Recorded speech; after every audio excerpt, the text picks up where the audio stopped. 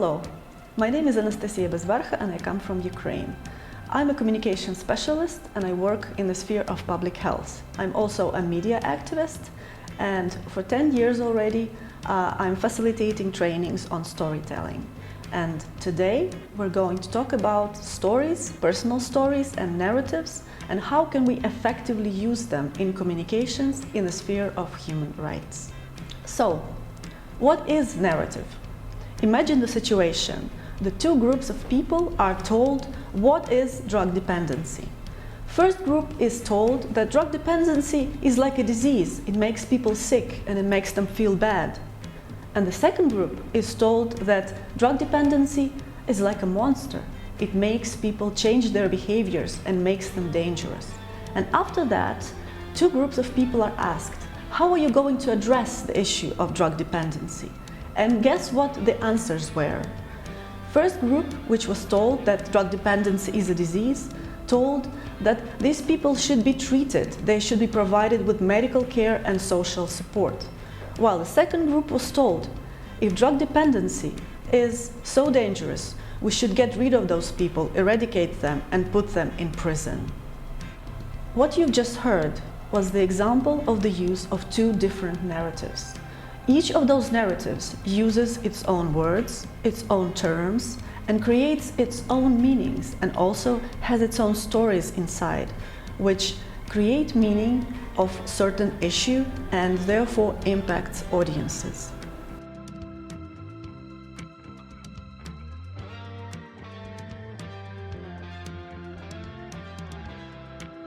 So various narratives impact the way how we make meanings of a social issue or a problem, and also, which is more important, shapes the way how we would like to solve these issues. So, stories. Stories are building blocks of narratives. Stories tell the lives of other people, their experiences, good or bad, but also they bring out certain values. In human rights communications, stories can be used as good illustrations of how abstract and complicated problems impact a specific person. Also, what is more important, stories can tell us what can be done about it. What is the solution? And sometimes solution can be very, very different. So, what makes a good story? Surprisingly enough, good story has to have beginning, middle, and an end. And it has to have clear structure and logic in order to be understood by your audience. Each story has to reply to a key question. What happened?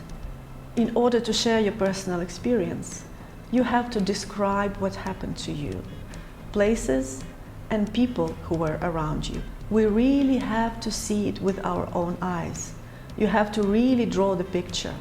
Moreover, we want to sense smells, hear noises, and even feel textures that were surrounding you. So we, as your listeners, want to be immersed in your story as much as possible. The principle of 4D will help you to bring your story alive. So 4D stands for dialogues, details, data, and deeds or actions. So data. Data is everything, all information which can help us identify when and where it happened. Say you want to mention that these events happened in Kharkiv in late 80s. I was finishing my grad school. Details. Details are important anchors of the story. Your audience may not remember the name of your friend, but what they will definitely remember is that your friend had red hair or was wearing a yellow dress. Dialogues tell us about the people who are around you and what are your relations. Sometimes people speak specific accents. They may be very angry or use bad words. Or, on the contrary, they may speak the words of wisdom.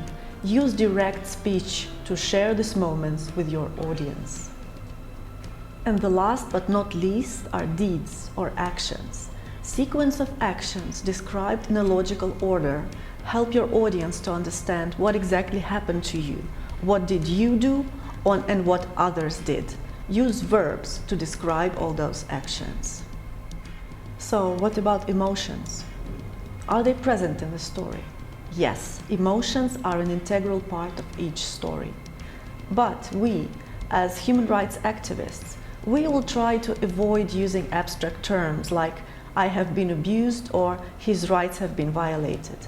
Instead, we tell a colorful, detailed story, telling what exactly happened to a person.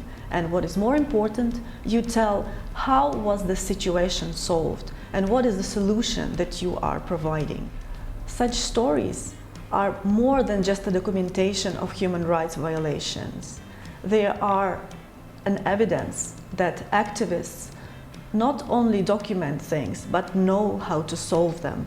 This provides our audience with a clear message of hope, solidarity, and support, instead of threat and fear. So, to sum up, here is a checklist which you can use for each of your story before making it public. So ask yourself the following questions. Is your character fully informed about how you will use your story?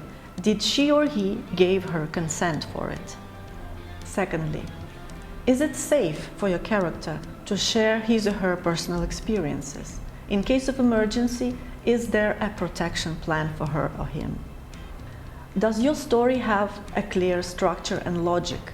Is it really clear for your audiences where the beginning, the middle, and the end? Does your story have anchors or details which your audience can relate to and remember? Ask yourself, which emotions do you evoke by your story? Is it the emotions you want to have? The emotion brings out fear or threat, or is it hope, or is it even laughter? How were your characters presented? Are they presented as victims or maybe as freedom fighters? Which message is brought out by your story? Does it have a call to action?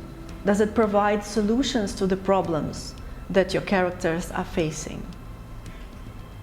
In human rights communications, we do not only convey our messages through the chosen communication channels.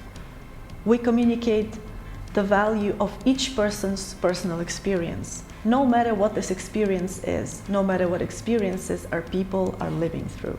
Each story is precious and important, and each voice you communicate should provide solution to a problem and give people hope, because hope brings change.